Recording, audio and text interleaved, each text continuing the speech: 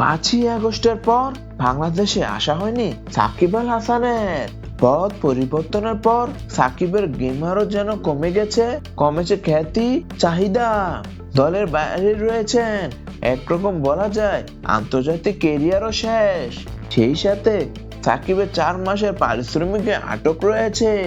বিসিবির কেন্দ্রীয় চুক্তির আওতা থাকলো 2024 সাল শেষ 4 মাসও বেতন ভাতা পাননি সাবেক এই অধিনায়ক। অবশ্য এর কারণও আছে, তা হলো সাকিবের অ্যাকাউন্ট জব্দ করা হয়েছে। ক্রিকেট বিষয়ক সংবাদ মাধ্যম ক্রিকবাজ জানিয়েছে 2024 সালে সেপ্টেম্বর, অক্টোবর, নভেম্বর ও ডিসেম্বর মাসে টাকা পাননি সাকিব। অবশ্য সাকিব পাননি বললে বলা যেতে পারে সাকিব এই 4 মাসের বেতন দেওয়া সম্ভব হয়নি, কারণ তার অ্যাকাউন্ট জব্দ করা হয়েছে।